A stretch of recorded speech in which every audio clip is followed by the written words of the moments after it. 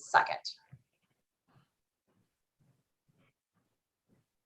I know some folks are signing on. We got some really good emails on this as well.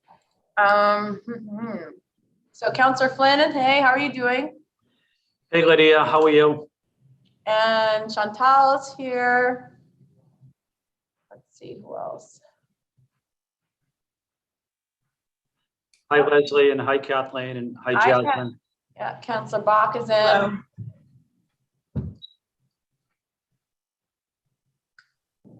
Hello, everyone. Hey. Hi Kenzie.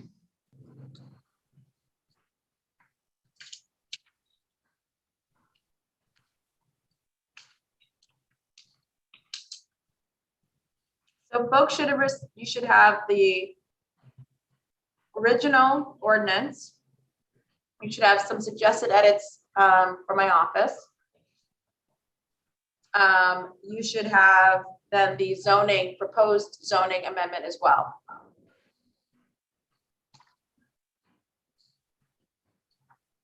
And we'll go through the ordinance for all sorts of suggestions. We're not just going to only discuss obviously mine, but I wanted people to have at least mine up front so you could see where our headspace was going.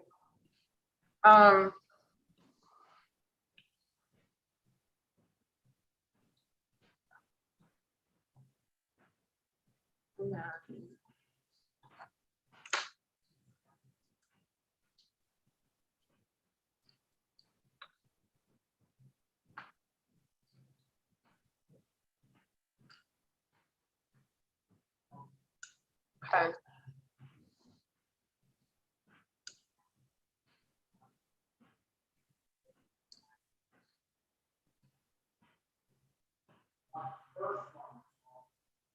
I see. I'm assuming it's for public testimony of Brian Graves. So I think that's a constituent of mine. okay. Well, thank you for attending, Brian. We will get to public testimony. Maybe after I go through, since it's only one person, I want to make him wait hours on it.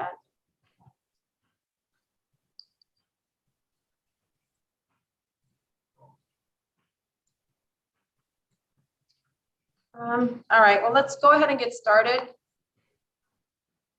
Good afternoon, everyone. I'm City Councilor Lydia Edwards, Chair of the Committee on Government Operations. It is Wednesday, August 11th, 2021, and we're here today for a virtual working session on docket 0654, ordinance amending the CBC chapter 8-13, ensuring equitable regulation of the cannabis industry in the city of Boston. And docket 0655, an order regarding a text amendment to the Boston zoning code with respect to marijuana establishments. It's referred to the committee on May 12th. The committee held a hearing on these matters on July 6th. Councilor Flaherty and myself are the sponsors of both dockets. In accordance with Chapter 20 of the Act of 2021, we are modifying certain requirements of the open meeting law, which allows for the City Council to carry out its responsibilities while adhering to public accommodations.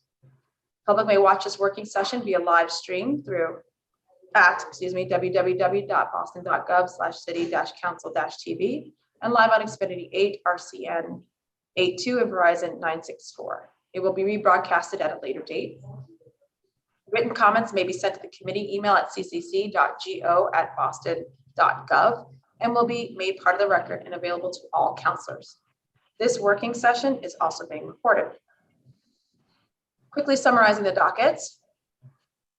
I'm actually I'll talk about them in the order that we're going to discuss them. We'll first work with the text amendment for the zoning, and then we're going to go into the ordinance. The text amendment is docket 0655, and it proposes to make cannabis establishments an allowed use and prohibits cannabis establishments. It continues the forbidding of cannabis establishments in residential districts. And the allowable use would be in commercial districts or commercially zoned properties. It would remove the ZBA from the process entirely, and specifically with regards to the half-mile buffer, which would be transferred over to the BCB, Boston Cannabis Board, to enforce. What would they? is the 500-foot buffer for all cannabis establishments. That is by state law. What would stay is the, again, it will continue to be a forbidden use in residential districts. What will change and needs to change to be consistent with state law is the way in which we measure the distance, which has changed at the state level in terms of measuring what is from the door area to the door area.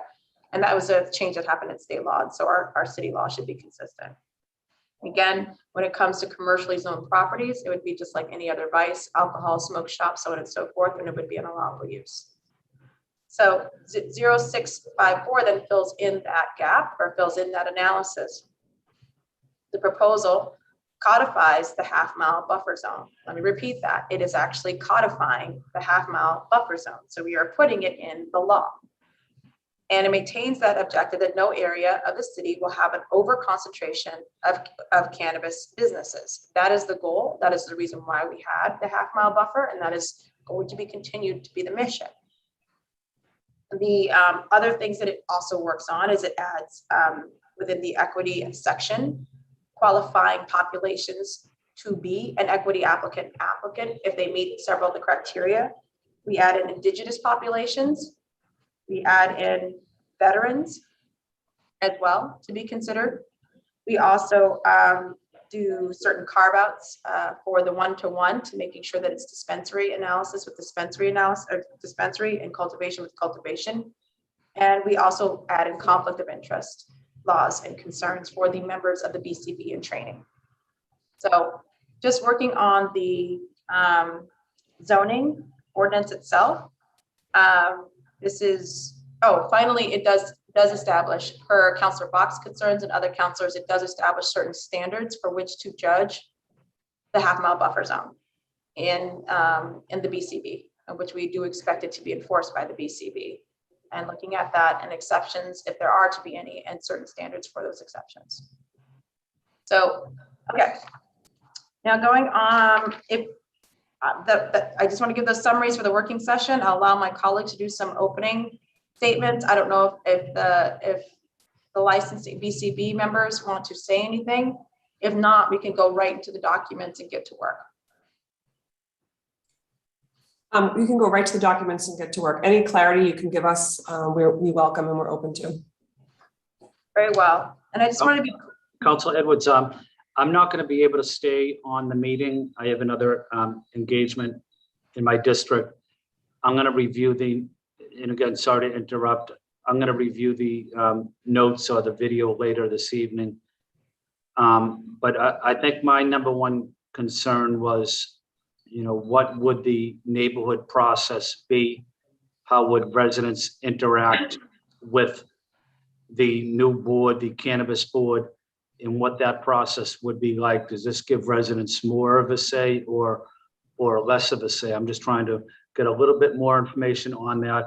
Again, I apologize for interrupting, but I'm going to review the notes later tonight. I might call you later tonight also, Councilor Edwards.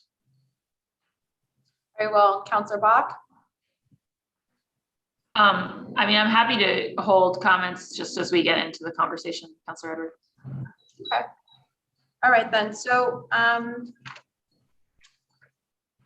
if you want to go ahead and pull up the zoning amendment, the text amendment, that's what we'll focus on first. And it looks like we have two attendees. Oh, Councilor Braden has also joined us. And Councilor Flaherty's here. Flaherty is also here. Councilor Flaherty. Madam Chair, I appreciate the recap. Obviously, my main concern, as you know, is just making sure that the half-mile buffer, that we went through an exhaustive process across the city, countless meetings and community organizations and what have you, just making sure that, as you referenced, no one neighborhood, no one area, no one part of our city becomes sort of the pot zone, sort of reminiscent of the old combat zone. So we wanted to make sure that it was sort of equitably and fairly dispensed and decentralized throughout the city, and making sure that it's accessible. So that half-mile buffer is there for a reason, and went to great lengths to make sure that we secured it. So if it's going to be codified and respected and not trampled like we've seen in some instances through the zoning board of appeals, then I would appreciate we continue to keep focus on that. But look forward to hearing from everybody today. Thank you. Okay, so if everyone has the zoning amendment up, right? We're good to go. Okay, and I need access to it. I requested access, but I don't have access to it. Christine, could you send a copy? Thank you, Christine. And I'm just reading an email from Brian. You wanted to listen to the conversation. Happy to speak outside the working session. So thank you, Brian, for coming to listen. We appreciate it. I'm going to now go directly to the voting amendment. Just click it up. Okay, the goal of this is to make sure that a cannabis establishment is still, again, 500 feet from a pre-existing public or private school. That stays. And that ultimately, the words, it will no longer be a conditional use in commercially zoned areas. It will still be a forbidden use in residentially zoned areas. And we change the measuring to be consistent with how the state measures distances. Are there any questions, concerns, suggestions about this specific zoning amendment? Ultimately, yes, by doing this, we would be removing the ZBA from the process for the process of granting anything, actually, for the cannabis industry. The goal is to streamline and to make sure that one agency speaks with one voice for the city of Boston, that agency that has the expertise, that agency that is measuring safety and all the different aspects of equity. While I appreciate the ZBA has tried and does bring up equity in certain things and points, they're not qualified, they're not selected, they have no point system in front of them to discuss it. And let's be very clear, they have never discussed equity or the analysis of ownership in other projects that come before them on a regular basis. So I can point to yesterday's conversation, which was convoluted, confusing, and just, I thought, not well in good form. And I think if anything, it demonstrated that we need one agency to speak and one agency for people to go to express their concerns and grievances. This agency is also not only tasked with the movement of this particular industry, they're also tasked with being able to respond to as the industry changes. We expect at some point there will be on-site consumption, restaurants, all different ways in which cannabis can be consumed. The BCB will be in control of that. So that's why I specifically want them to be the final voice, final study, final grantor or denier of certain licenses from the city of Boston. So I'll turn it over to Kathleen, Leslie, and Jasmine for any of your thoughts. And then I'll go around to all of the counselors. Actually, I'm so sorry, counselors. I think Councillor Flynn may have dropped, but Councillor Bach, did you have any thoughts specifically on the zoning? And then we'll go to the administration. I mean, I think it's the interrelationship of the two documents, Councillor Edwards. Like I think, as I expressed in my letter for the last one, I agree with you strongly that we don't like. I mean, I think as it is, our ZBA process involves fairly haphazard consideration of a lot of things because we put these crazy agendas together and people sort of roll through it. And I think certainly we all feel the difference in sort of the amount of familiarity that the BCB gets with the applicants through their process and the more sort of like cursory familiarity that the ZBA has in this. And so I'm supportive of your efforts there. I will just say, and I know you're trying to talk about one document and the other, but I'm not sure that the language that you have in the second document we're going to look at is strong enough yet for me to feel comfortable with but I get the point of striking it from the zoning so that we're enforcing it in the other ordinance. I just, I would flag, I think, to Councillor Flaherty's point that to really preserve this consideration, I think we may need to think a little bit differently about it in the other document. But I agree. I assume people will have a stronger standard and suggested language for the half-mile buffer enforcement with the BCB. Counselor Flaherty, and then Counselor Braden. I concur obviously with Councilor Bach and no other questions at this point, Madam Chair. Counselor Braden. I have no other questions. No, not at this point. I'm here to learn more. Thank you. So on the proposed order to the administration, Kathleen, Leslie, Jasmine, thoughts, concerns, suggestions? Actually, Madam Chair, it's Councilor Flaherty again. If I just may interject that there was one issue that it's what impact, if any, will the text amendment have on the zoning sub-district? That was a question I did get from some folks in the community as to how, what, if any, impacts that will this text amendment have on zoning sub-districts? Right. And one of the examples that you had discussed was, for example, if it's a triple decker or a 3-story building, upstairs is residential, downstairs is commercial, for example, right? Or in some areas of East Boston where there's within a residential, there's a commercial core within that. I believe that that's where that came up in terms of concern, Councilor Flaherty. Yes, that's it. Right. So we expect that the same zoning that exists at that time. So if it's commercially zoned, if the building or the storefront or that area is commercially zoned, then the impact that this would have is that it would be an as of right, like a liquor store. Basically, could a liquor store exist there? Could a smoke shop exist there? As the current zoning exists, then so could a cannabis establishment. Within the envelope of the building, of course, with other zoning and height and all those other things like that, that would still apply, obviously. But that's the impact. So it couldn't exist upstairs where it's zoned residential. It couldn't exist in other parts of residential neighborhoods where it's zoned that way. Any more than a liquor store could just prop up in a triple decker. Got it. Madam Chair, if I may. Of course. I think probably it would be worth,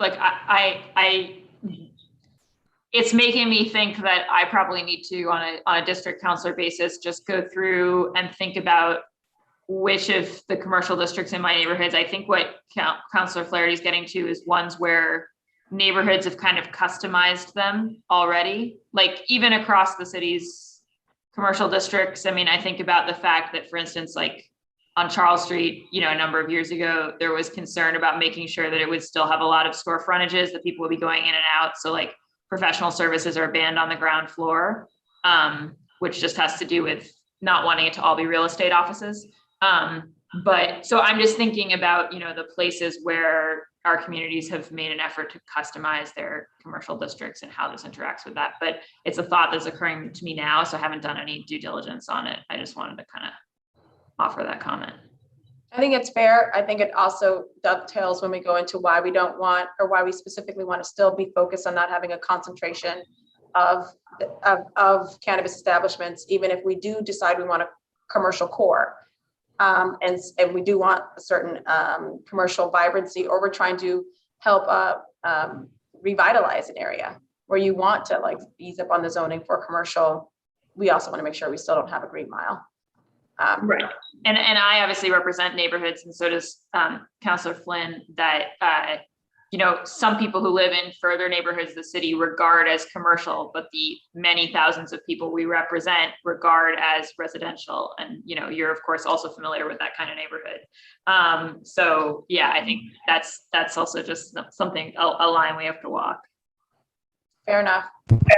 And Madam Chair, the concern from the 2 and the 3 families that have the first floor commercial, where they were hoping that somehow would remain conditional as opposed to allowed, just given the impacts it could have on their tenancy and their quality of life. That was the ask we were getting from folks in the community, that they got the shift to the business district and the allowed use, but in those instances was the sub district where the commercial was sort of the first portion of the building, and then they have a 2, 3, 4, 6 families above, that their preference would be that somehow it remain conditional versus allowed, so that they have, and I think that was what Councilor Flynn might have been alluding to, they sort of have skin in the game, if you will, and they have a stake at what happens at that particular address, which impacts their housing and their quality of life. Those were the asks we were getting.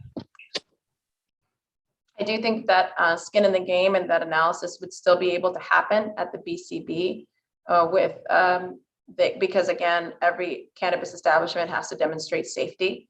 They have to demonstrate how they're going to control traffic. They have to demonstrate all sorts of different ways in which they will have mitigating pros and cons and impacts on the community. And of course, the community would come and be able to say those very things as well.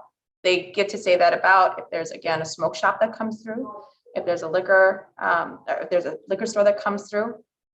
And I believe that analysis would happen at the licensing board, at the liquor licensing board. So I think what we're trying to do, I'm trying to streamline so that the analysis and the experts in the room on a particular vice are able to deal with that vice and its location versus turn around and give it to the ZBA, who is not.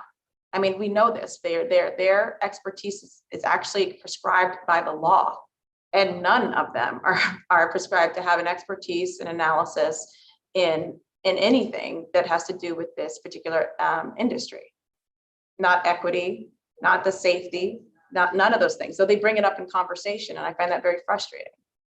So I want all of this conversation, Councilor Flaherty. I want people to understand on record. I absolutely want this deep analysis. I don't want anyone to feel that they're being shoved out of their home because a horrible business is coming under them, whether it's a loud bar that's suddenly putting in live music. People get upset about that and they're concerned. There's so many different ways in which people feel in those, both residential and commercial districts, that there's a little growing space and some awkward moments. That analysis should still happen. I am just saying it should happen at the BCB, the Boston Cannabis Board, not at the BCB and then turn around and then the ZBA with no standards, no experts on the panel decide based off of whatever standard that they don't have in front of them to deny or approve.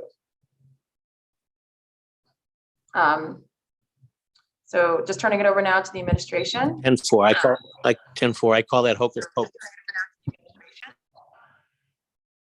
I'm sorry? I said 10-4, I understand. I said, when the board does that, I call that the old trick, the hocus pocus.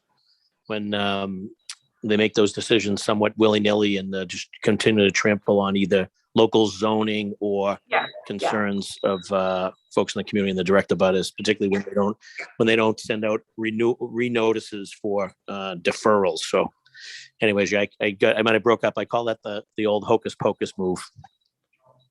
I learned more vocabulary from you, Councilor Flaherty, than anybody else on the city council. So now to the administration for any thoughts on the zoning and the removal of the ZBA. Well, I think this board has been put in place as a citing authority to determine the appropriateness of a particular application, and we take that very seriously. The city council's ordinance gives us very specific criteria, and I challenge anyone to say that we don't take that to heart. All of our evaluations are public. We all vote. We all have numbers assigned to what we vote on. I think we may be able to do a better job in elaborating on the reasons why we do move something along that does pierce the buffer zone. I try to, at the beginning of every hearing, if there is a buffer zone conflict, to explain the reasons why I think this application has met the minimum standard of heightened scrutiny. It could be something that we could, strengthen as a board with your help and with your guidance. I think what happens sometimes is we've gone through this thorough vetting process. We've had a public hearing. We've heard the pros and cons hours and hours long. We read every single letter of opposition and support. And then sometimes the ZBA is used as an opportunity for the public to have a second bite at the apple. And it's unfortunate sometimes, I think, when we've gone to these great efforts, we've looked at it through this lens, every tool we've been given. And then sometimes the ZBA decides they're going to look at things that aren't really within their purview, that should be remaining within the Boston Cannabis Board.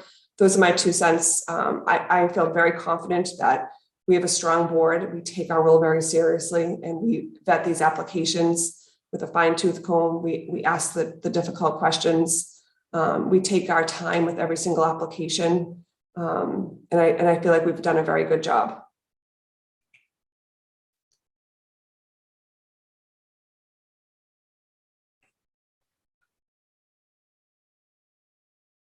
Counselor Edwards, you're muted. And just Thank to you. and just to the chairwoman's point, when the BCB was adopting the rules, our rules and regulations, we very specifically mirrored the variance standard for when the BCB is evaluating the appropriateness of a site within a half mile. And I think if you look at the testimony, one of the things that the chairwoman does, and this is similar to on the alcoholic beverages side, is look at the distinctions between the establishments. And that's when we're evaluating appropriateness, there's a difference between when you're looking at what they specifically are offering and what their business plan is. And I think that's something that this board takes very seriously. There's one thing to have a buffer zone where you're evaluating two recreational sites next to each other, which the board may find appropriate, but there's also a very significant difference when you're evaluating a recreational site next to a manufacturing site, because they're very different impacts. And I think that's something that this board has taken very consistently into consideration. Thank you. So now we're going to move to the ordinance, which would fill in a lot of the standards for which we're analyzing the buffer zone, and analyzing sites, and analyzing, of course, who is equity, and so on and so forth. I had quickly summarized some of the changes. I think, yeah, this is Brian. So everyone have the zoning ordinance in front of them? Okay, I'm just going to walk through it, and then I will bring up my changes as we go through. So this is section 8-13.1, the purpose that is not being proposed to change unless anyone has any change proposals. Moving on to section 0.2, definitions. Does anyone have any suggested definitions or concerns? If not, we're going on to section 3, which is the equity program. I have some suggestions for that. If you look at section 8-13.3, number 4, it currently states in the full sentence, but if you read it plus number 4, an applicant shall be designated by the Boston Cannabis Board as an equity applicant if at least 51% of its ownership meets at least 3 of the following criteria. Number 4, which is a list of some of the criteria, it includes a person who is Black, African American, Hispanic, Latino, Asian, or, and I'm putting in indigenous descent. Another added quality in number 6 is a person who has been certified by the Cannabis Control Commission as an economic empowerment applicant, or is a participant in the Cannabis Control Commission social equity program. There were 2 programs. I think they both may have come back. So we just figured to put in both programs here. And is a resident of Boston for at least one of the 3 last years. Number 7, I propose a number 7, which is a person who's a former member of the Armed Forces of the United States. We list then each branch who served on active duty and was discharged under conditions which were other than dishonorable. So that's what I have suggestions for number 3, or 18-13.3. Any concerns, suggestions, thoughts? Madam Chair, are you going first to the admin, or? Oh, go ahead. So I was wondering if, and I don't know if you or the administration could just, because I'm not knowledgeable about the social equity program, so just curious if we could get a little more context on that, just because obviously in one case we're talking about a certification and the other references participation. And so I just want to understand, like, what is the qualification or bar, like, that makes you a participant in that? Counselor, would you like us to? Yes, please. Thank you. So at the state level, there's social equity and there's economic empowerment. The economic empowerment, they have very similar criteria, although the economic empowerment criteria is slightly more, it's kind of heightened, and Jasmine and I can get you the specific criteria, but EE also closed out under the law under a very specific amount of time. So at the state level, you get fast tracked in your application review if you're economic empowerment. If you're EE, And you also get fast track, but slightly less so if you're social equity, because it's a slightly lower kind of standards that you have to adhere to. EE under the law has been closed out. So if you didn't apply for and qualify as economic empowerment within a certain amount of time after legalization occurred, you no longer have the opportunity to be certified as EE. SE they have been doing in cohorts, and they've actually recently reopened their social equity cohort. So the difference there is that, and again, obviously the board is not testifying in support or opposition to anything, but we have seen applicants, and this has been very confusing, who they were SE at the state and they thought that was a triggering factor for them, but it was only EE. And currently, if I were to apply to be economic empowerment, I couldn't, because that's closed out. Social equity has now reopened its cohort. And at the state level, if you qualify as either social equity or economic empowerment, you're fast tracked on both. And it also opens up other license types for you that non-social equity or economic empowerment are not able to access, such as delivery. So it's been very confusing for both the board and for our applicants in trying to distinguish between the two, but both are a certification process where if SE was included as a criteria, they would still need, just like they do on EE, to show us that certificate from the state. Got it. That's very helpful. And it certainly seems like, yeah, we would want to be using the program that is actually still enrolling people. I guess the follow-up questions I have, it would be helpful to see what the criteria for SE is, because of course, the sort of sub question I have there is there anything that's qualifying people for being SE that we should just be making one of the criteria on our side? Like, do you know what I mean? Like, it's like, there must be criteria that the state is using for this qualification. And then I think my probably sort of related question for you, Leslie and Kathleen, would just be, well, we have this section of the law open. Are there other categories that, of people who sort of, it seemed as though the intent of the law might have been to include people like them, but we're seeing them not qualify as equity applicants because they're not there? Like, are there sort of near misses that are, I mean, obviously there are people who are missing the criteria, right? But that's the reason to have a criteria, is that a bunch of people don't make it. But I guess just whether there are any like other kind of unintended exclusions that you guys think that we should at least be discussing in this context. Well, the one that comes to mind is the disproportionately impacted, neighborhoods.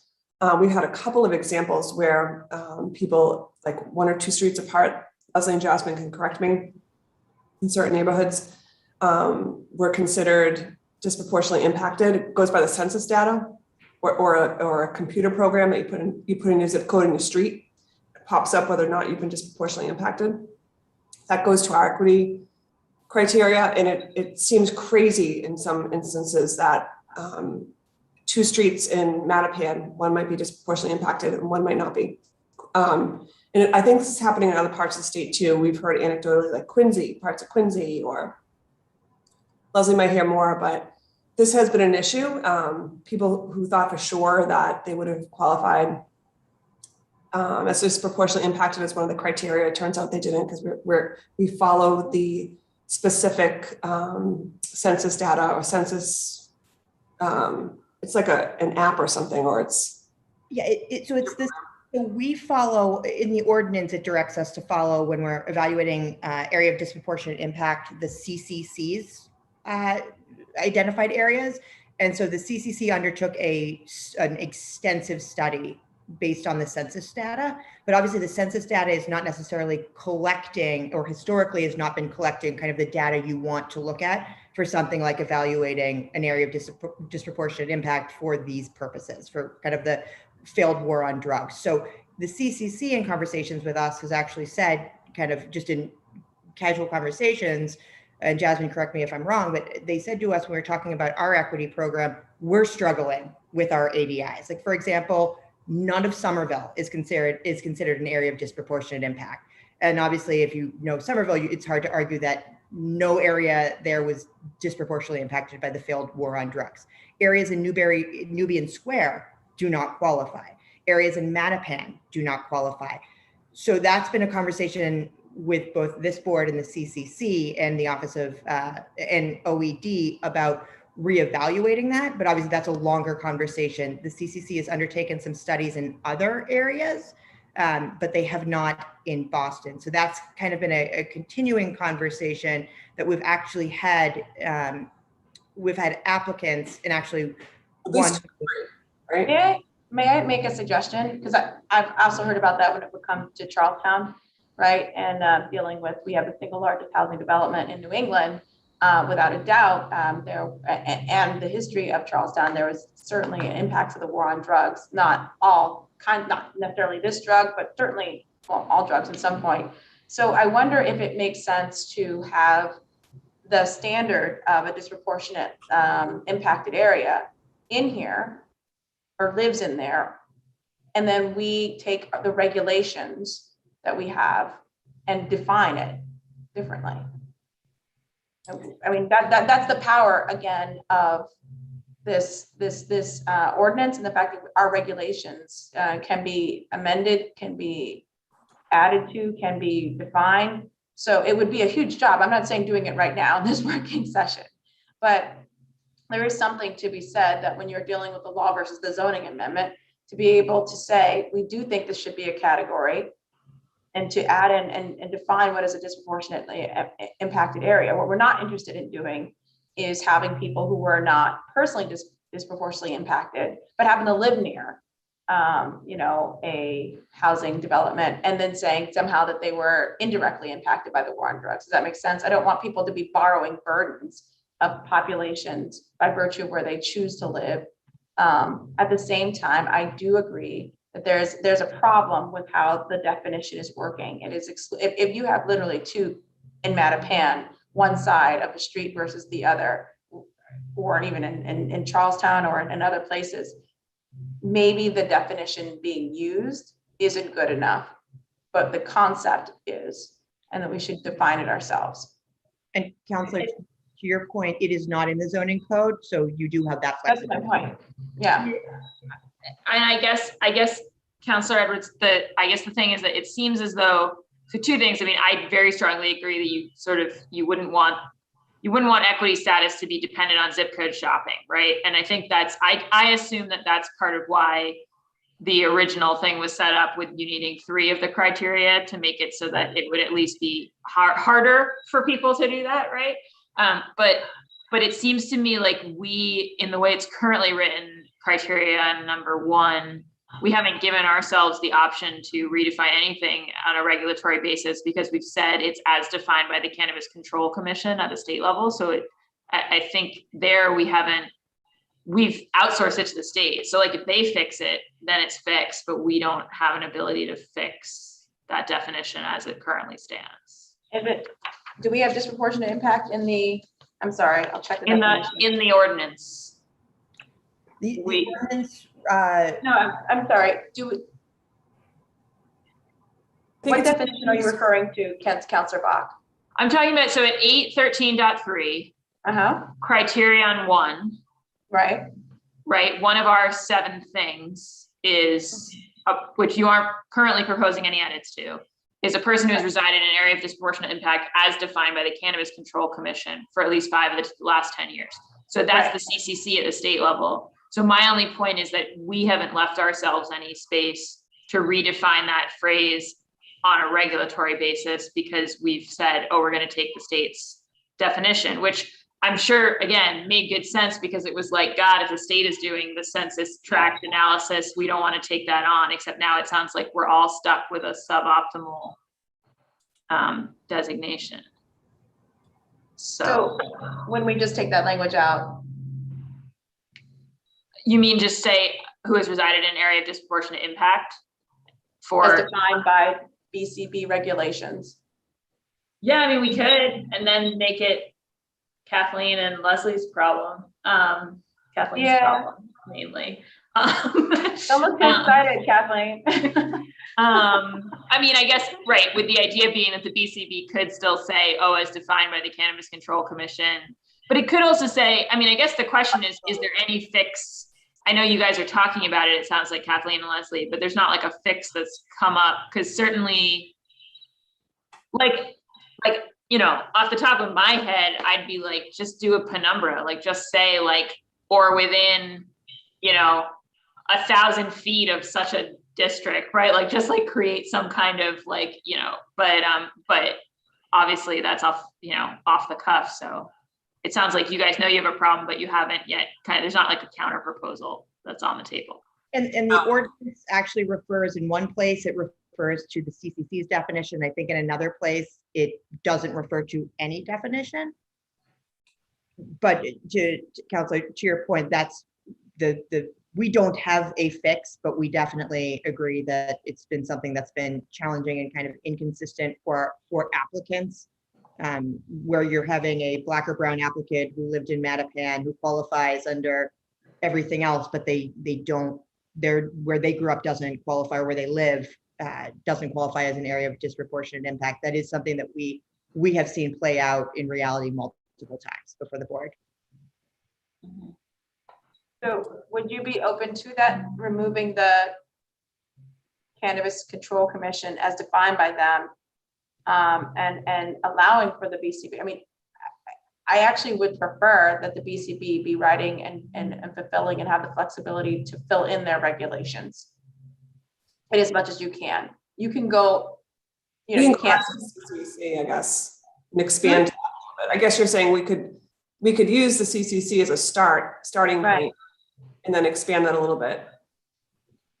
And I mean, there's some, we're always, because this allows people to basically jump the line.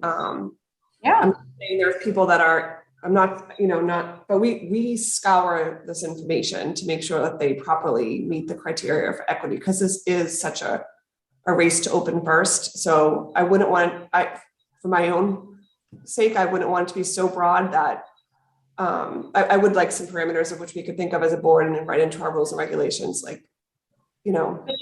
Could you see language that says, as defined by the Cannabis Control Commission and the Boston Cannabis Board? So just putting it in there allows for that flexibility for you to rely on one, be guided by the other.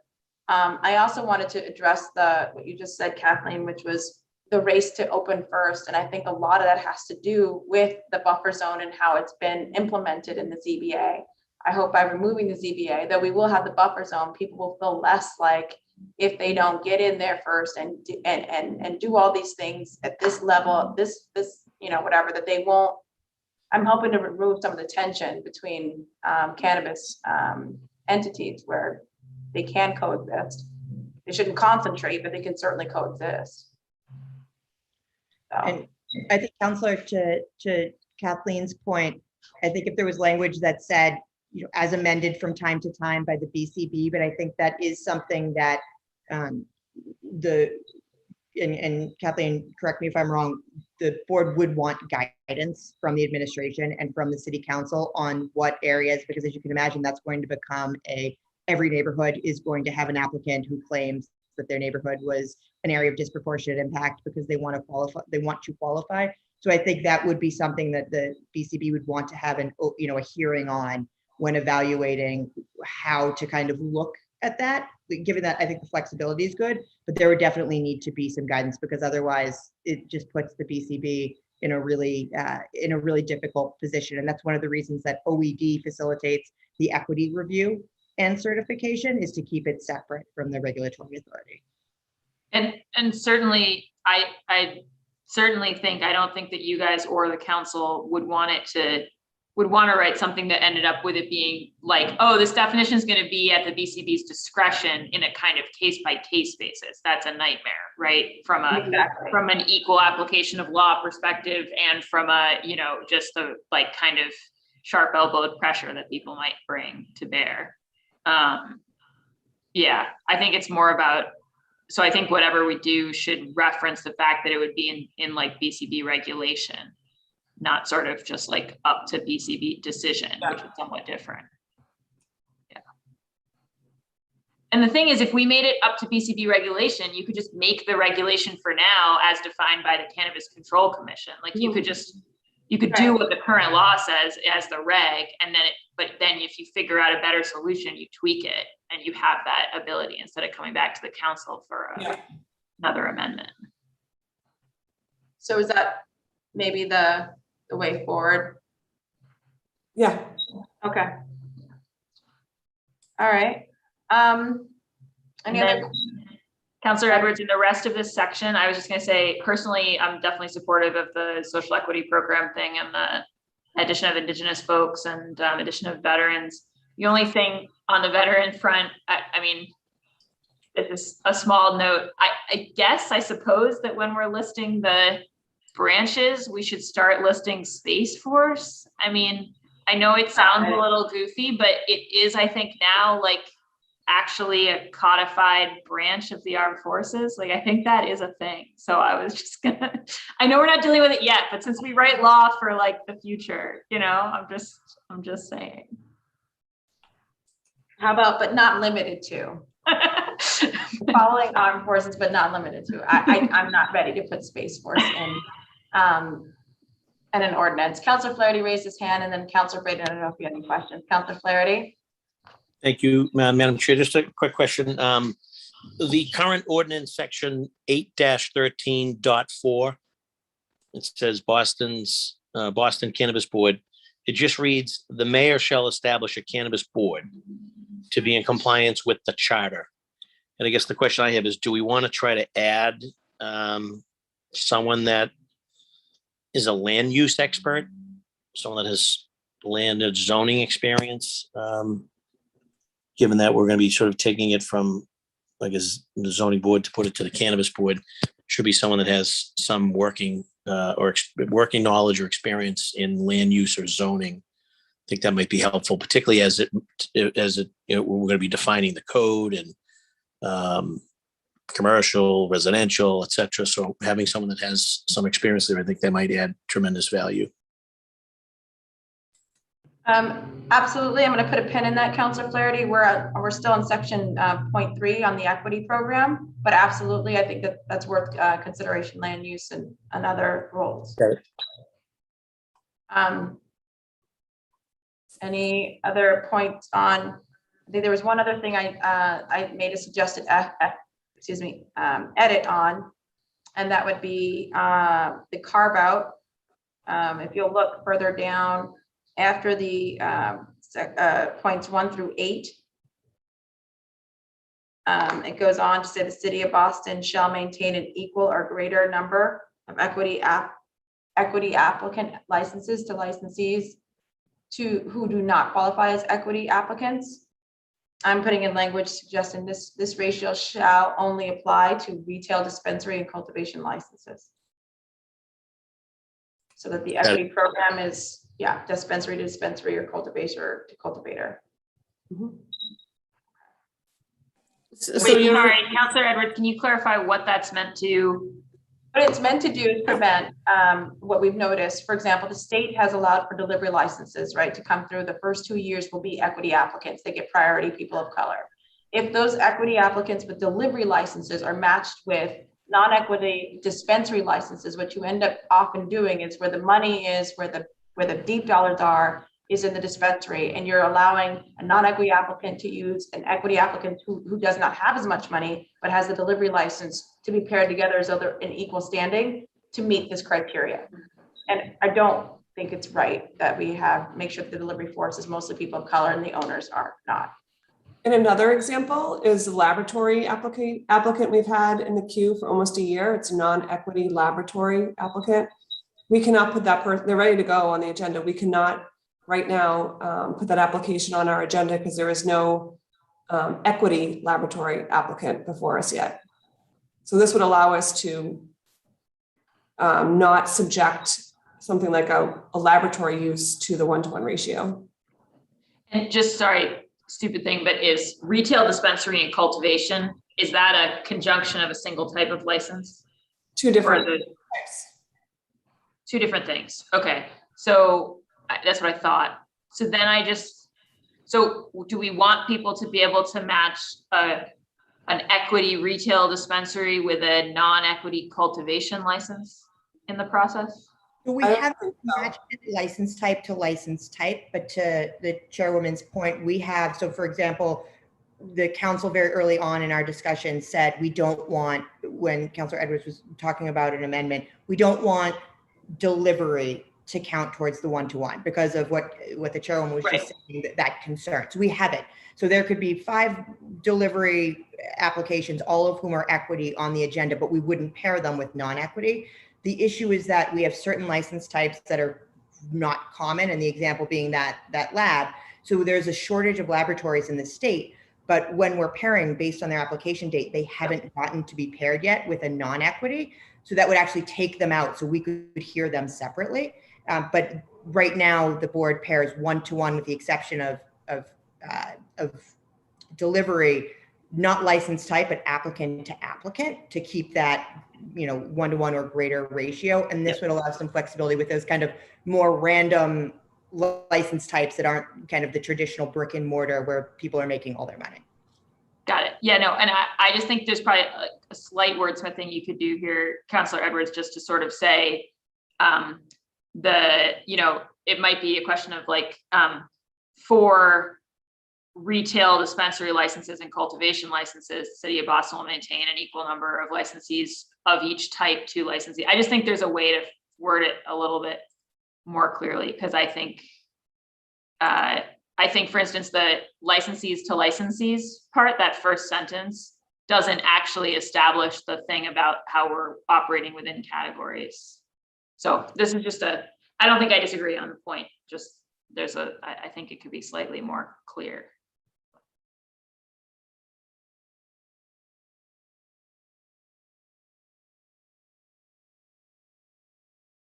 You're muted, Councillor Edwards. I see your point. The original language was the licensees to licensees. Right. And we added in that part we thought would clarify, but we can maybe wordsmith it so it's very clear. The one-to-one shall apply to the following entities, period, right? Okay. Right. We can do that. All right. Now on to section 8.4. Councillor Edwards, 13. Go ahead. Sorry, forgive me, I had forgotten that I meant to step away at 3 o'clock and I'm hoping to come back, but just. Okay, go ahead. Could I just raise quickly? I mean, I basically just feel on 13.6 and 13.8. I think that putting the distance in under location, safety, and security as sort of one of 5 things in a 20% thing, I think does subordinate the consideration about distance too much. I think just many other things could outweigh it in the BCB's consideration. And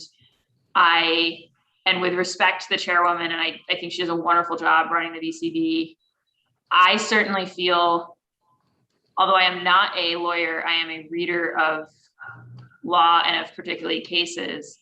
And I feel like there are many standards across the law of heightened scrutiny and strict scrutiny that I understand. And I do not think that a standard of heightened scrutiny has been established in a way that is easy for the outside observer to understand vis-a-vis the half-mile buffer in the BCB's deliberative process. And I think that it would make good sense. And I don't really want to just trust and pray that that will be established by subsequent operation. Like, I think that if we're rewriting and we're shifting this, we need to be being intentional about what that standard of heightened scrutiny is. I have certainly experienced as a counselor that it feels as though the BCB in its current operation is outsourcing the ultimate decision about whether the buffer zone should stand or be overruled to the ZBA. And I think Councillor Edwards is making a good streamlining point, but I think we have to be more specific about the way in which we expect the BCB to weigh that if it's the sole authority. Then we have the date. And I think that fundamentally that there is a difference of opinion, between many counselors and many BCB members about the basic value of the half-mile buffer zone. And I think that part of giving up the ZBA's rule enforcing the half-mile buffer zone, I mean, there's a compromise to be made here, and a piece of that compromise is a little bit of a shift about how the BCB thinks about the half-mile zone. So I guess Counselor Edwards, and I'm sorry to have to hop off when we're kind of getting to this part, but just that I still agree with you about, like, we can do this, like, we can fix this. The two boards thing is not working, but I don't think that the language that's here in the amended draft is quite there yet. So I just wanted to sort of put that on the record. No, that's why we proposed it. We assumed that there would be some suggestion. And I do agree. I understand your point about listening as one of any of the several categories for safety. Might it make more sense to pull it out as its own separate category? Prevention of a concentration of cannabis and its own and then having some underlying things about what that looks like. I'm open to that. I'm open to also, I'm open also to, if a neighborhood is already got a certain number of pre-existing cannabis, or like your neighborhood may, the standard is even, it's heightened scrutiny. It gets higher and higher depending on how many already are pre-existing, right? If it's just one and you end up with two and that's it, that's one thing. But if it's like already three, and again, your neighborhood is, this big, but they're all coming on this one street, we can all see that there's about to be a concentration, or there seems to be an unnecessary laziness maybe on the part of some of the people who would want to establish these businesses and look around, essentially. So I'm happy to explore higher scrutiny depending on how many pre-existing entities are there and within the half mile. And I'm also happy to maybe carve out specifically, instead of just lumping it into health and safety as one of the categories, that it's prevention of concentration. And we call that out because that was the mission and goal to begin with. Yeah, I think both of those from my perspective would be good directions to explore here. So great. Okay. In my opinion, from someone who has been sitting through every single hearing and who is the one who has to actually come up with the scores, I have always felt that location should be its own category. I don't think location, safety, and security go together. What we see is people just submit their security plans. I hired where security, so they get a full score. I think location, there's a lot to be looked at, and I respect your opinion, Counselor. There's a lot that goes into it. The traffic, the amount of foot traffic, again, the type of neighborhood. I think location could really be its own category. And I think what that would be the distance from other retail establishments. I think we feel hamstrung by number 4. I don't think location necessarily goes with on-site security personnel and how you're protecting youth from the product.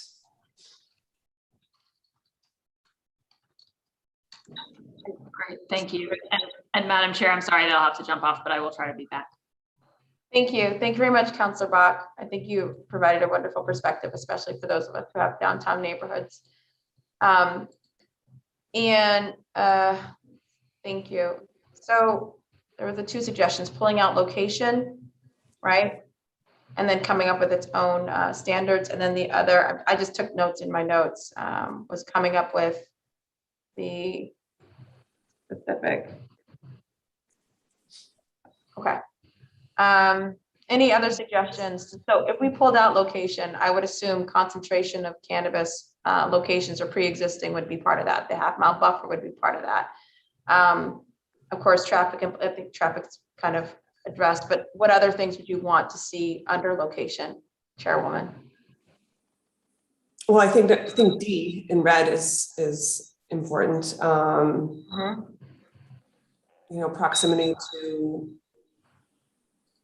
I feel very stuck by the changes at the CCC with schools. I think we should be able to consider. I know we can, but I think really fleshing out the location of the establishment to a school even might be 502 feet away, and would be able to put some weight to that. Okay. I just felt very lost with safety and security plan. Okay. Madam Chair, I also think the location issue is always a hot issue in our neighborhood, and I think the factoring in of traffic conditions and pedestrian safety is a valid consideration in terms of the location discussion. And I think location might be more naturally paired with parking and transportation. You might be able to weigh some of the this location may lack parking, but it might be right next to a transportation hub. I don't know. I feel like that's more of a natural pairing than the security plan. Because what we're getting is people getting 20% because they have like a robust, we hired this group and we have this many cameras and we're following the CCC guidelines about when deliveries have to be made. And to me, that doesn't make sense. Location to me is the impact that this establishment will have on this neighborhood at this time. I think parking and access to transportation, traffic, distance from another establishment, schools, we should be allowed to consider those things. Madam Chair, I would also concur with the chairman. That was one of the arguments when we were dealing with the buffer in terms of creating as much predictability of process and giving communities predictability as well. And so, interesting to hear the chairwoman's comments on location is, and I think that would sort of dovetail to communities and communities having a stronger sense of predictability as to what's going to happen or what's going to take place in their neighborhood or in their local business district, and having location be sort of taken out from where it is now. That actually might make tremendous sense. If you recall, Councillor Flaherty, I think Councillor Braden may have been on as well, but we did have a hearing specifically about locating a dispensary near a methadone and clinic and other services for folks in recovery. And it was a good hearing. Actually, the folks who came and spoke, Jack Kelly and Katie O'Leary, both were open about their own recovery, but also about what they felt would have been an impact on them if they had to pass by a dispensary. And it wasn't like it was unified, but I'm curious what the board's thoughts are about that as well. Proximity to. I think to me, that is very important. And I felt like the criteria we have doesn't let us take into consideration those things subjectively or objectively. We're stuck with things like, every brown bag is coded, it's like, okay, you met the minimum requirements, but I think location is really what the neighborhoods care about. Agreed. The other question I have, and I don't know if this is the right place in the conversation, if there are several dispensaries in the line to come up for approval, and one gets approval and then it gets thrown out with a ZBA. So it was the first one out of the box and it gets thrown out with a ZBA, even though it's been approved by you folks. And then later another dispensary comes along that if the first one was approved and fully operational, the second one would have fallen within the buffer zone. These are the conundrums I'm sure you folks have to deal with every day, but I don't envy your job. How do you handle that situation? Like, can you look back historically about what was approved and maybe thrown out by the ZBA, and then consider another application by another group in the context of that environment? Under the BCB's regulations, an existing establishment is someone with an HCA prior to the board being created, or following the creation of the board, an entity that was granted a license and has executed an HCA. So in terms of how the BCB looks at the buffer zone, even if it's being, out of the 5 that have been granted by the board and denied by the ZBA, 1 has withdrawn, 4, I believe, are litigating. So when the BCB applies that, they don't look to the ZBA decision, they look to what this sitting board granted. So in our eyes, those 3 of the 4 are still valid, or they're still alive in our eyes. They would still create the buffer zone. Okay. Yeah, that's what I was wondering about. Thank you. And sometimes these ZBA hearings, we don't know, they've been moving along pretty steadily, but there could be something that still they could get through the ZBA and still decide not to open for whatever reason. So we wait until the HCA is either we're informed they've withdrawn or it's no longer valid. Okay. That's all I have for now, Madam Chair. Thank you. So just keeping in mind what Councillor Bach had said, and we'll get to these sections again a second time, I did want to move on to 13.4, which is the mayor shall establish a cannabis board. We suggested edits from my office where this for conflict of interest and ethics training, where we say no member of the cannabis board may be a close associate, controlling person, or investor in a business that holds, is seeking, or intends to seek a license from the board. The board members shall receive annual ethics training and shall provide a financial disclosure statement on an annual basis to ensure compliance with the above conflict of interest provisions. I believe also Councillor Flaherty wanted to include the board would also have a land use expert. But let's start, That's correct, with yes. the conflict of interest.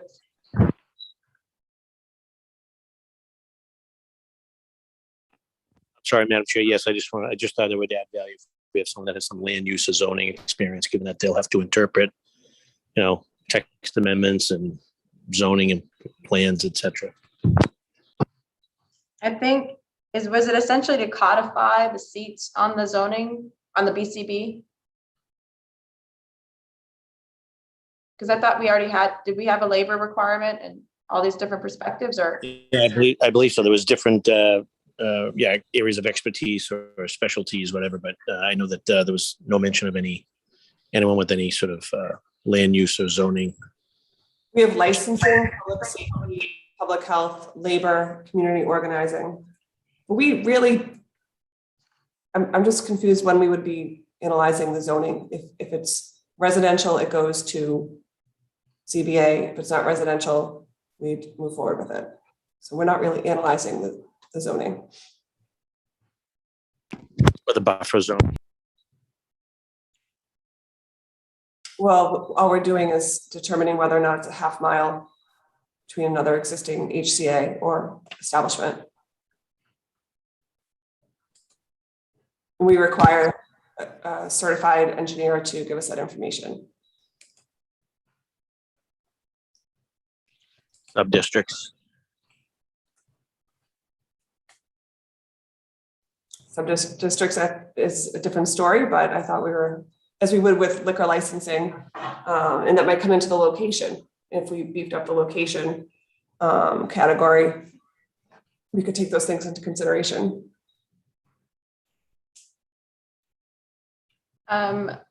Two things. So we'll check on I think the expertise you're looking for, Councillor Flaherty, might be in the person with licensure and the ability to analyze. And we just had a really good, robust conversation and continue to have a robust conversation about how to analyze that buffer zone and creating very strict standards for looking at it. Moving a little bit on in this conversation, I see Brian has his hand raised. I will get to you, Brian, shortly, but was there any concerns, questions, suggestions for the conflicts of interest, the financial disclosures of board members, ethics training at all? Okay, I just want to make sure that's a suggested edit, and that I think it makes sense. I think the other board members actually have new executive order that requires them to do that as well, the ZBA. So this is being consistent. Okay. Brian, you had raised your hand. I had. Thank you, Councilor Edwards. Thank you for letting me listen in to the conversation. If I could take a minute or two just to reflect on a few of the things that I heard today. Yes. Okay. So several of you had talked a bit about, alcohol or liquor stores as sort of the model. And if a liquor store could go somewhere, then shouldn't a cannabis dispensary? And I agree with you. The issue with, at least where I am, is that a liquor store isn't, as of right, allowed in the place where the applicant had proposed. And for a variety of other reasons, traffic, quality of life, pedestrian safety, we opposed it. We would prefer to see things go for retail cannabis into districts that are zoned for retail. And so it would seem like the match is there. And so this discussion today, even Ms. Joyce had just mentioned, we aren't really analyzing the zoning, but that seems to be the great concern that if a licensing board is, because the zoning would change to allow retail cannabis everywhere but residential, right, you wouldn't have to look at zoning and the impacts on the community in any other district or in any district really. So that I mean, that seems to be a significant concern. I'm raising it, but I would think if other people heard what was just described, that you're not looking at zoning and you're just going to put them anywhere proposed because it's as of right. That's not what I want to be very clear. That is not what I said or what the chairwoman said. Okay. Okay. We had a robust conversation literally where the chairwoman said location should be its own category to analyze. Yep. Specifically because of the impact on where it's near school, whether it's near a methadone clinic, whether it's near another establishment, whether it's within the half-mile buffer zone. Yep. So we're actually first of all, I want to be clear, we're codifying the half-mile buffer zone, which isn't even part of our laws right now, making it law, and then adding to it the analysis for how this works. Sure. And that is what I want to be clear. And I want that all to be in one house, which is why I no longer want it to be bifurcated, where that analysis is somewhat touched on by the ZBA, because the ZBA oftentimes steps into categories that they have no expertise in. They want to ask about equity. They ask about all these different questions that they have no expertise in. They have 5 minutes when they look at the application and kind of just decide off the cuff.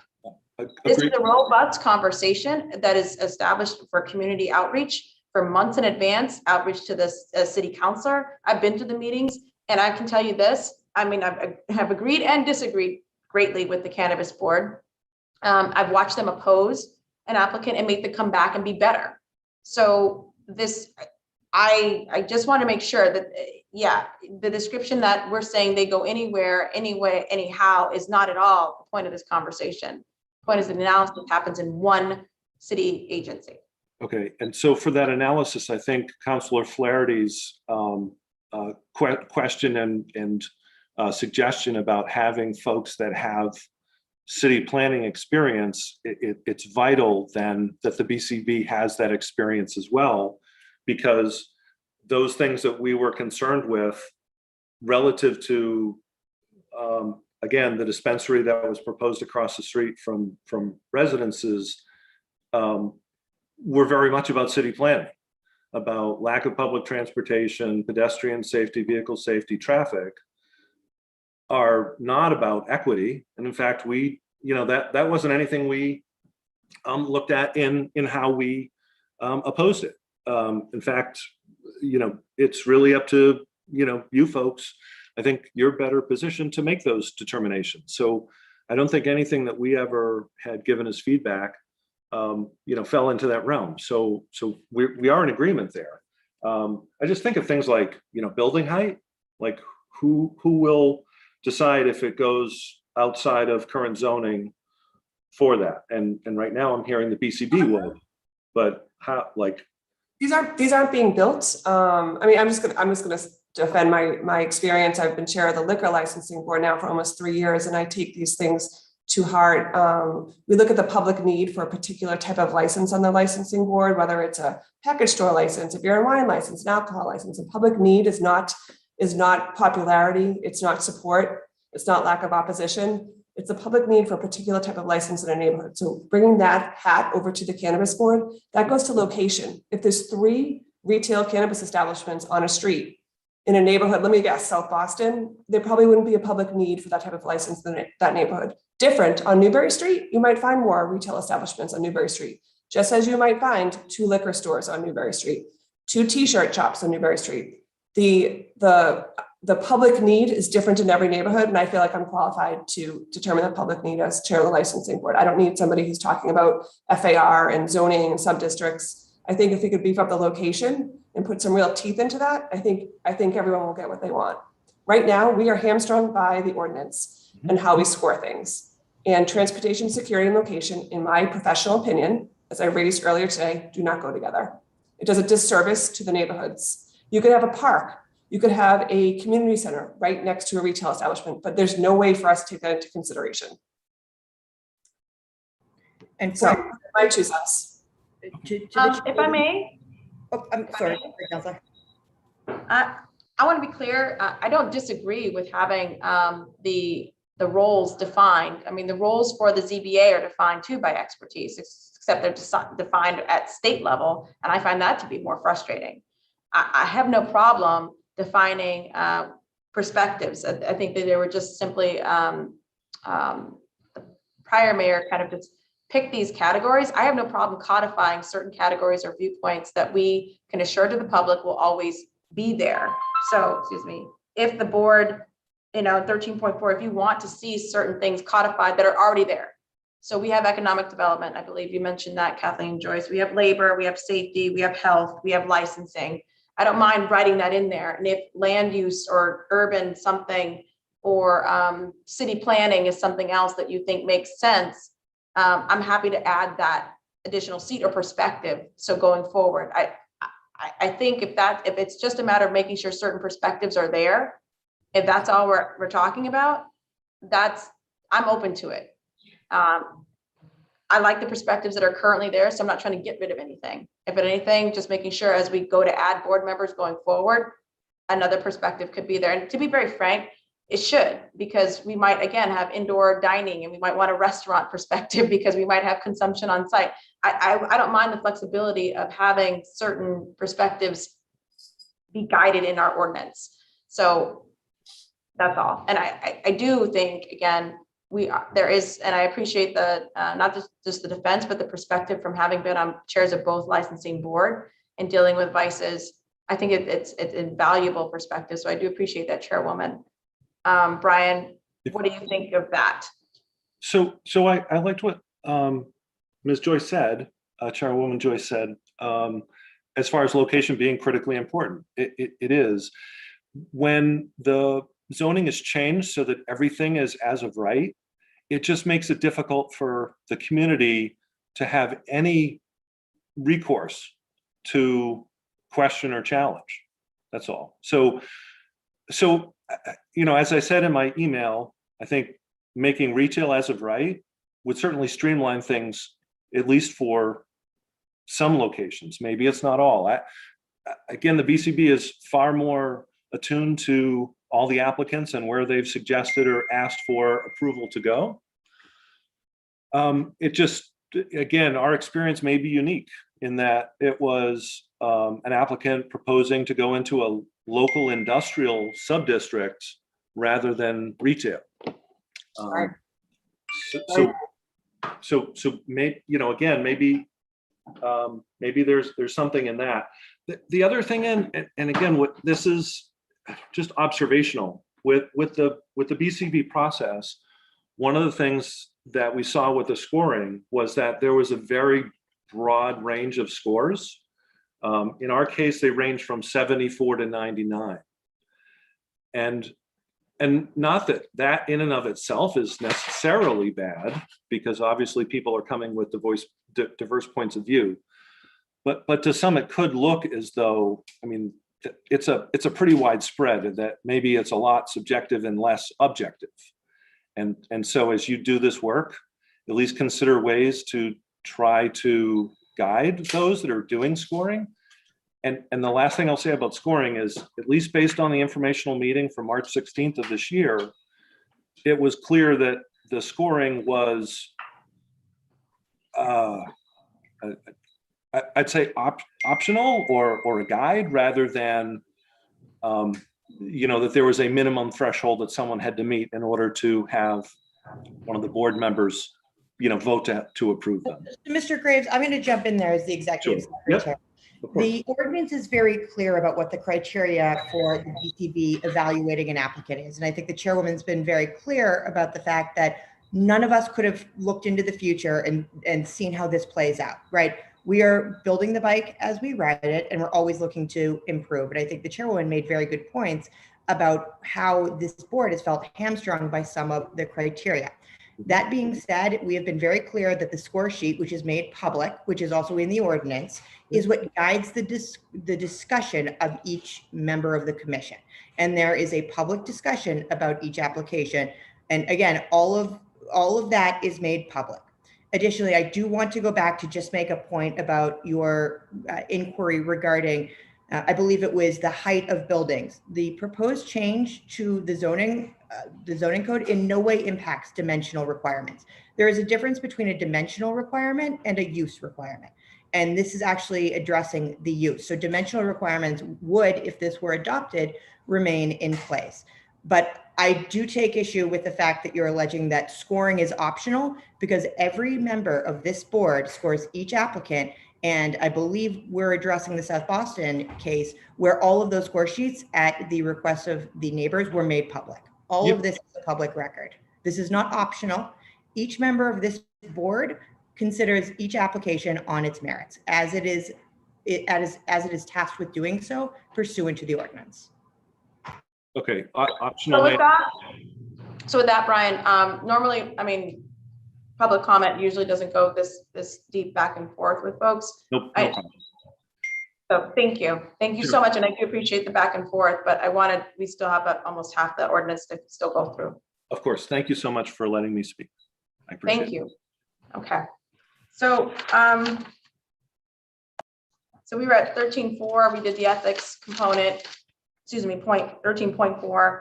Then we're going into, again, these are my suggested edits, but after 13.4, of course, is the 13.5 applicability, any persons or entities seeking to operate. That's not changing. We go into then 13.6. The only suggested change I have, 13.6 is the categories, an applicant in any category of cannabis establishment shall file in a form and matter specified by the city of Boston an application for licensure as a cannabis establishment. Applicants shall be required to submit the following information. So they list 1 through 8 several aspects of information they're supposed to submit. We are suggesting number 9, which is currently not there. And that is basically it states right now, no retail applicants that are within a half mile of another licensed retail marijuana establishment shall be scheduled for a hearing before the board until they provide the following. So this is again, if an applicant is trying to come within the half mile buffer, they need to provide documentation of support, which may include letters of support from community members, letters of support from community organizations, letters of support from direct or indirect abutters, letters of support from elected officials and their respective representatives. BCB must at least receive 3 of them. The applicant's statement explaining in particularity why the applicant should be granted a license despite the proximity to another applicant, addressing, and in that letter it must address the following: special circumstances or conditions that apply to the proposed location, reasons of practical difficulty and substantial hardship, explaining why the proximity to another applicant should not prevent the BCB from granting a license, and how the BCB's grant of a license would not negatively impact the surrounding neighborhood. We also added number 3, any application utilizing Boston Municipal Code or this code shall be consistent with the spirit, intent, and purpose of 13.1, which is this code, the preamble, such that public safety is secured, won't alter the essential character of the neighborhood, and ensure minimum impact on the surrounding environment. So the big amendment is adding in 9 to the application requirements if you are within a half mile buffer. I support that. Yeah. I think that's a big improvement. Okay. Other folks? I'll check in. I know Councillor Bach will come back. I'm sure she will have some, maybe some suggested things. But again, this is not, I want people to be clear. This is if they happen to be within the application, right? Within the half mile of each other, we're requiring them to produce additional evidence as to why you are doing this for the board's ultimate consideration. And we just discussed several additional points for the board to consider when talking about the half mile buffer and also talking about the location. So we're adding standards. Could I just make a suggestion? Because I think people confuse, and this happens on the liquor side too. They confuse public need and heightened scrutiny with public support. Could we make the needed 3 letters of support secondary to number 2. I think they really need to spend some time to explain why this application, or should it be granted, won't negatively impact the neighborhood and won't have any hardships, you know, on the neighborhood. I think that's more important than the 3 letters of support to me. Okay, so number 1 you prefer is the statement explaining their particularity, and then number 2, documentation of support.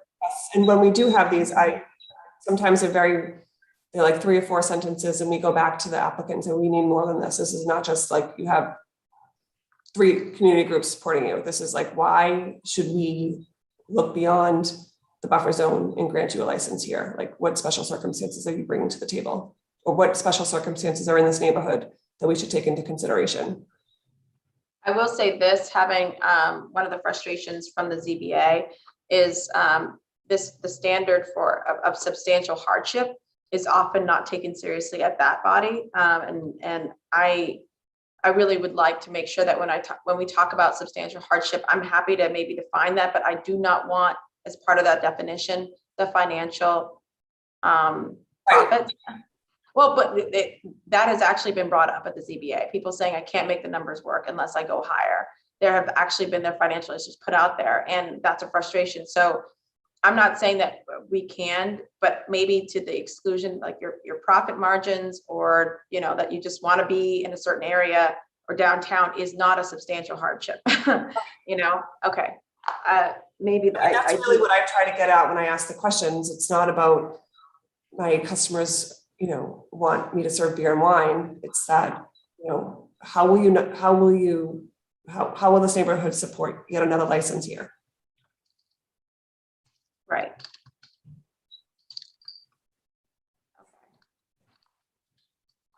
All right. So thank you for that suggestion. We will reverse it, demonstrating the priority. And also, do you think 3 is enough? I'm happy to, like, we can do more in terms of letters of support. Oh, yeah, I think it's fine. I don't think that'll be difficult for someone. All right, then 13.7. This is, I know Councilor Flynn was interested in the community outreach, and I just want to emphasize for folks, 13.7 is an entire section dedicated to community outreach and host community agreements, and discussing who gets notified and when their meeting is supposed to happen and the timeline. I would say I'm really excited. Actually, this was a response to oftentimes an abutters meeting happening. We didn't know when the scheduling would happen at the ZBA. This is actually saying within a certain amount of time, the community will have its voice, will have its meeting of an application. There will be no, you know, just hanging out there or rush process. So just want to note that that's in 13.7. I have no suggested edits to it. Does anyone else? Okay, for 13.8,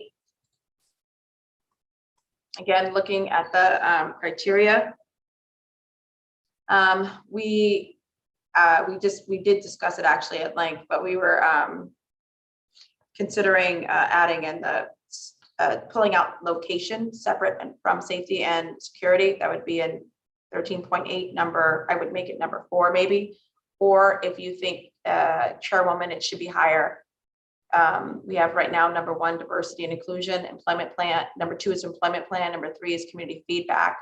I was thinking making 4 location. Sure. I would either make it above community feedback and public support. I put community feedback and public support number 3, location number 4. Okay. I think, I mean, I don't know how much we want to break this up, but I think like 5A and B could be part of location. On-site, for those who are watching at home, 5A is planned for on-site security personnel, and plan 5B is planned for building and product security. No?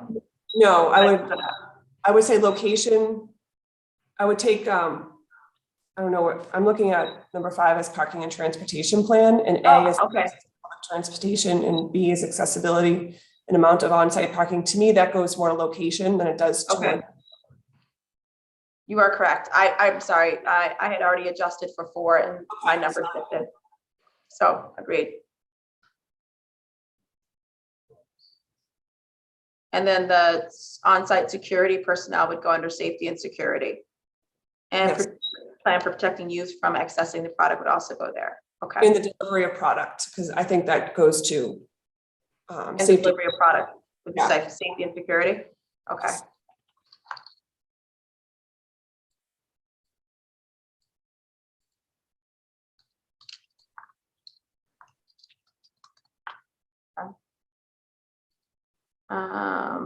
All right. The what are other edits?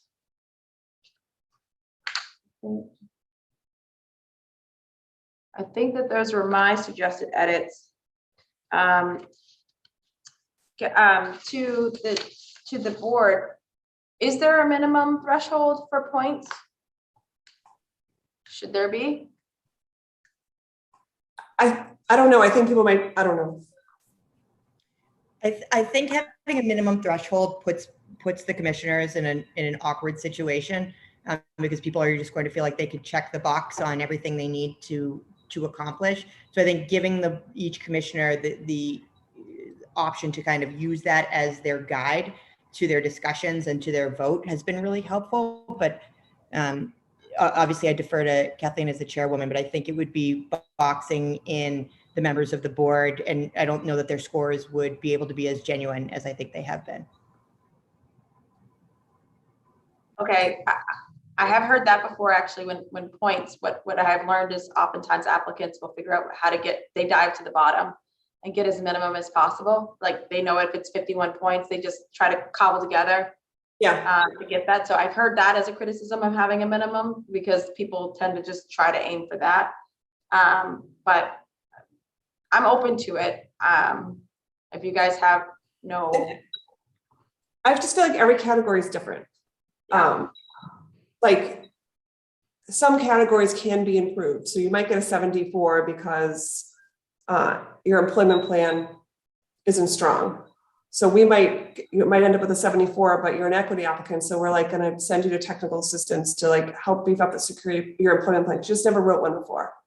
So we see such a disparity between what comes to us sometimes, and we try to work with them, but I wouldn't want someone to try to, on either end, to try to game the system just to get like, oh, we have to get a 75. That's my opinion. I think, I personally think switching up with the suggestions we just talked about will strengthen the process. Okay. I will say again, for most folks, this is a new board that the city council did create.